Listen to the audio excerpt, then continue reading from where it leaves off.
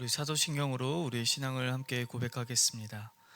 전능하사 천지를 만드신 하나님 아버지를 내가 믿사오며 그 외아들 우리 주 예수 그리스도를 믿사오니 이는 성령으로 잉태하사 동정녀 마리아에게 나시고 본디오 빌라도에게 고난을 받으사 십자가에 못 박혀 죽으시고 장사한 지 사흘 만에 죽은 자 가운데서 다시 살아나시며 하늘에 오르사 전능하신 하나님 우편에 앉아 계시다가 저리로서 산자와 죽은 자를 심판하러 오시리라. 성령을 믿사오며 거룩한 공예와 성도가 서로 교통하는 것과 죄를 사하여 주시는 것과 몸이 다시 사는 것과 영원히 사는 것을 믿사옵나이다. 아멘. 우리 찬송가 298장 속죄하신 구세주를 함께 찬양하도록 하겠습니다. 찬송가 298장입니다.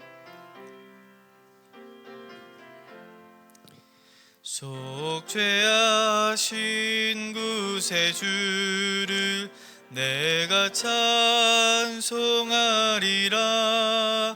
내게 자유 주시려고 주가 고난 당했네.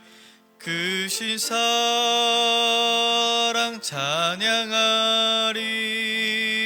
나의 죄 사려고 십자가에 죽임당한 나의 주 찬양하리. 내가 구원받은 증거 기뻐 전파하리라. 내 죄 모두 담당하신 주의 사랑 크셔라. 그 신사랑 찬양하리. 나의 죄 사려고 십자가에 죽임당한 나의 주 찬양하리. 승리하신 구세주를 내가 찬송하리라.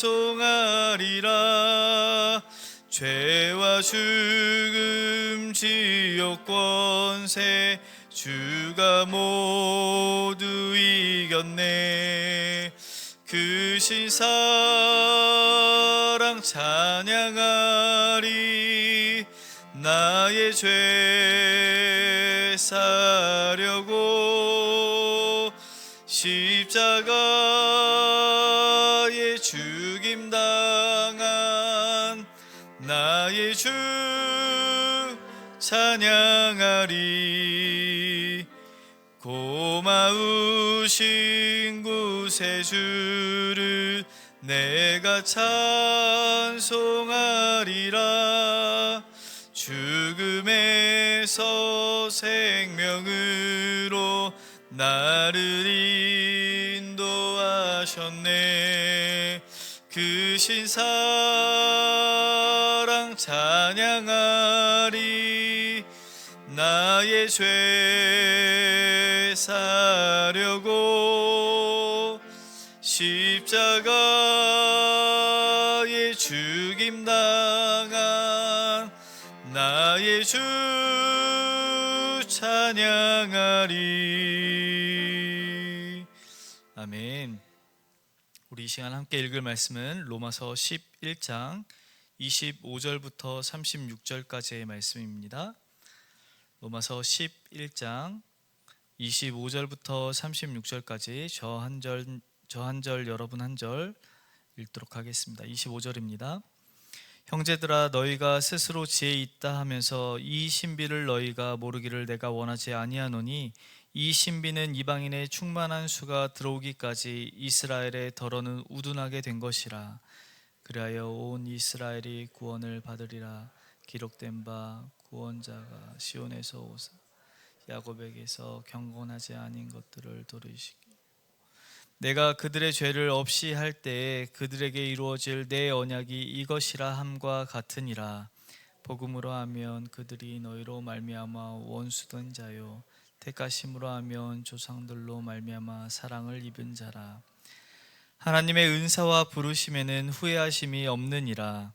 너희가 전에는 하나님께 순종하지 아니하더니 이스라엘이 순종하지 아니함으로 이제 긍휼을 입었는지라.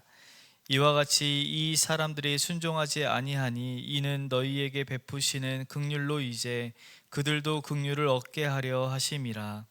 하나님이 모든 사람을 순종하지 아니하는 가운데 주시면 모든 사람에게 긍휼을 베풀려 하심이로다. 깊도다 하나님의 지혜와 지식의 풍성하며 그의 판단은 헤아리지 못할 것이며 그의 길은 찾지 못할 것이로다. 누가 주의 마음을 알았느냐? 누가 그의 모사가 되었느냐? 누가 주께 먼저 드려서 갚으심을 받겠느냐? 이는 만물이 주에게서 나오고 주로 말미암고 주에게로 돌아감이라. 그에게 영광이 세세 있을지어다. 아멘. 이른 새벽 주님의 전에 올라오시면서 8분의 성도님께서 1000번째 예물을 드리셨습니다. 우리가 한 번쯤 들어보았을 어거스틴은 자신의 고백록에서 자신이 꿈을 꾸었던 꿈 이야기를 한 적이 있습니다. 그 내용이 이렇습니다. 꿈속의 파도가 밀려오고 밀려가는 바닷가를 거닐고 있었다. 백사장 위에 걷고 있을 때 한 소녀가 홀로 모래구덩이를 파놓고 하얀 조가비로 바닷물을 퍼담고 있었다. 그러면서 이 소녀와 대화하는 내용을 이렇게 기록합니다. 애야, 거기서 혼자 뭘 하고 있니? 아저씨, 바닷물을 이 모래구덩이에 퍼담고 있는 거예요. 바닷물을 얼마나 퍼담으려고? 전부 다 여기 모래구덩이에 넣어보려고요. 꿈에서 깬 어거스틴이요, 저 바다보다 크신 하나님을 자신의 이 작은 모래구덩이 그 생각의 틀에 담을 수 없다는 걸 깨달으면서요, 하나님의 그 광대하신 지혜와 지식을 전부 다 헤아릴 수 없다라고 생각한 것, 전부 다 헤아릴 수 있다라고 생각한 것이 얼마나 자신에게 어리석은 일이었는가, 이렇게 고백하는 고백의 기록이 있었습니다. 어떻게 피조물인 우리가 하나님의 모든 뜻과 계획을, 그 심오한 일들을 다 알 수 있겠습니까? 그런데 오늘 사도 바울이 편지를 쓰고 있는 이 로마 교회 안에요, 구원받은 이방인들 중에 몇 사람은 그 하나님의 지혜와 지식을 다 알게 된 것처럼 이야기하고 있었던 사람들이 몇몇 있었던 것 같습니다. 그래서 사도 바울은 25절을 시작하면서 이렇게 얘기합니다. 형제들아, 너희가 스스로 지혜 있다 하면서 라고 시작을 하는 것이죠. 아마 이들의 생각에는 예수 그리스도가 유대의 혈통으로 왔지만 유대인들이 예수님을 배척하고 이방인들인 우리는 예수님을 믿으니 이제 이방인들을 위한 구원이다 라고 생각했던 것 같습니다. 바울은 그런 생각을 가지고 있는 이방인들을 향해서 오늘 이 신비를 너희가 모르지 않기를 원한다 라고 얘기하고 있는 것이죠. 신비로 번역된 헬라어는 미스테리온이라고 얘기하는데, 영어로 번역하면 여러분이 흔히 알고 있는 미스테리입니다. 그러니까 신비한 일, 불가사리한 일, 말할 수 없는 하나님의 비밀이 있다라는 것을 지금 이야기하고 있는 것이죠. 이 하나님의 비밀, 신비한 일을 지금 이방인 성도들에게 알리고자 했습니다. 그 신비한 일이 무엇이겠습니까? 이방인의 구원과 유대인의 구원에 관한 비밀이었습니다. 첫 번째 신비는요, 이방인들을 위한 신비였습니다.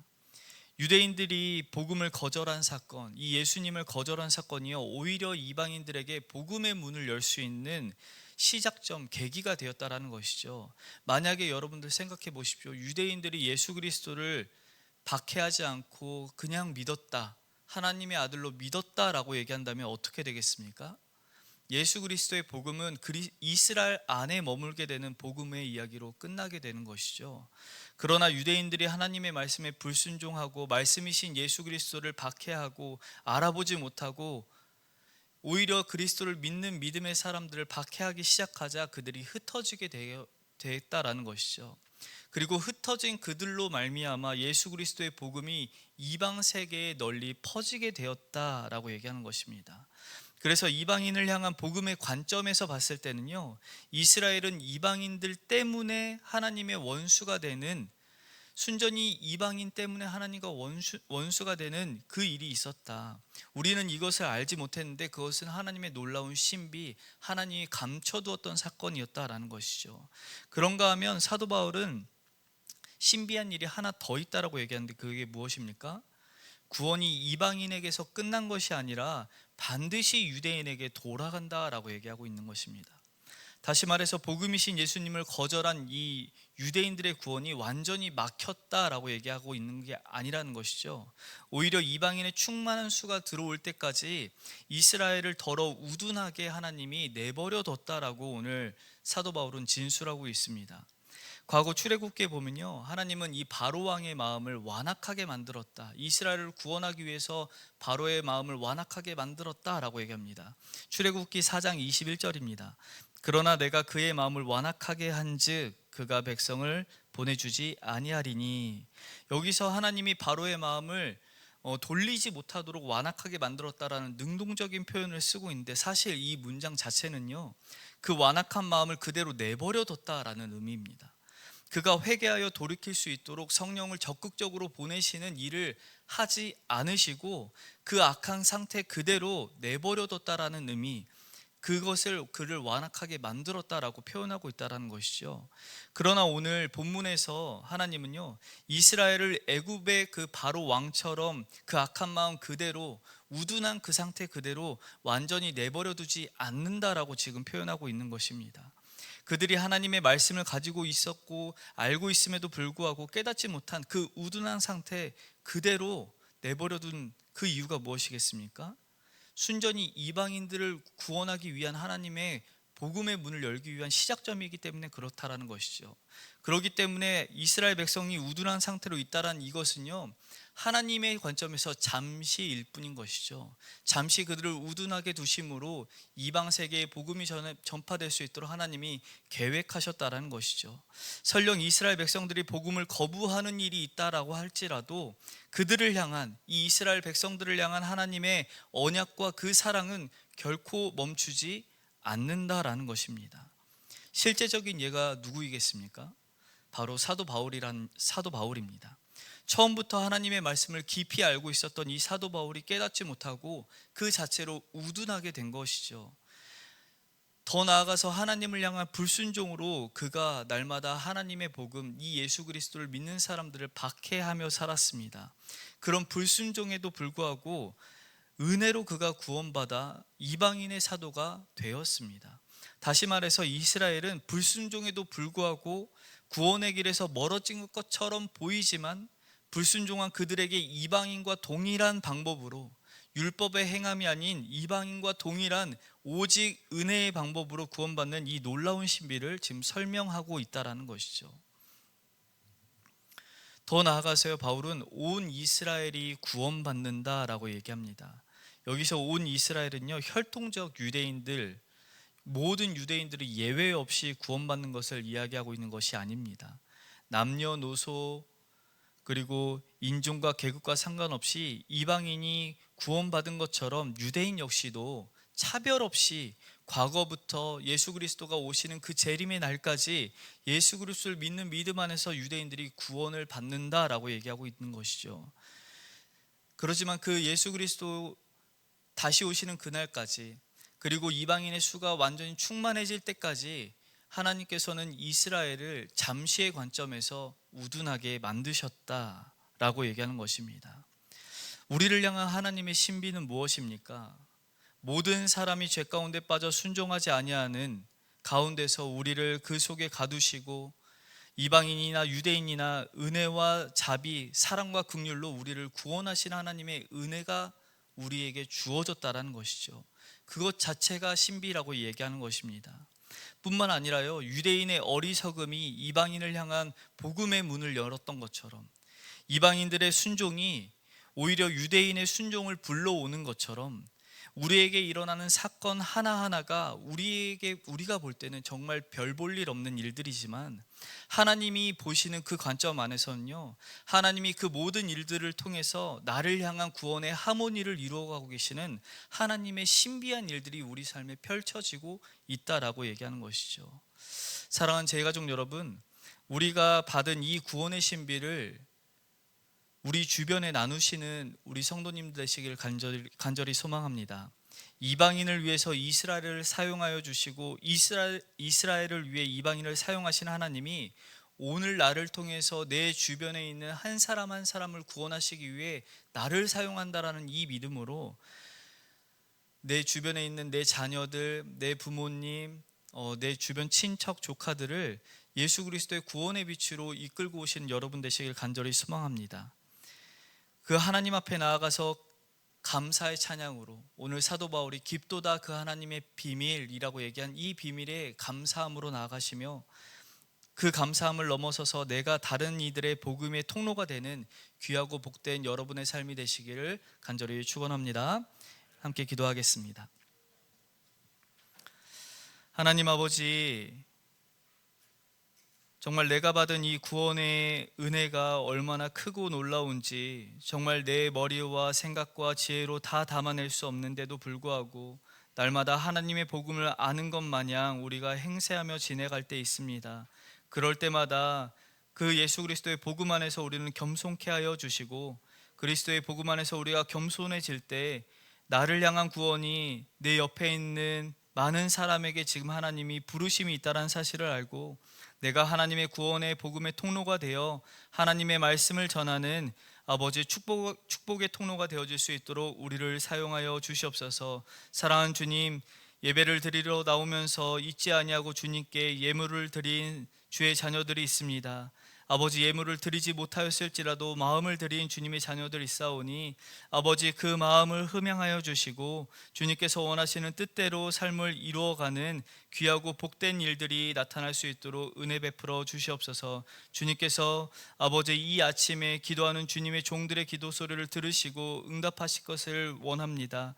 사랑하는 주님, 우리 교회의 많은 이들이 아버지 병석에 누워서 주님을 찾고 있사오니 아버지 병나음을 입어 하나님께 예배하며 하나님을 찬양하며 하나님을 함께 기뻐하는 일들이 그들에게 속히 일어날 수 있도록 인도하여 주시고, 우리도 그 일에 힘써 기도함으로 그 일이 하나님께서 이루어지신 줄 알고 우리도 함께 기뻐하며 하나님 찬양할 수 있도록 일하여 주시옵소서. 주님께서 우리 교회에 일하실 걸 믿고 감사드리며 예수님의 이름으로 기도드립니다.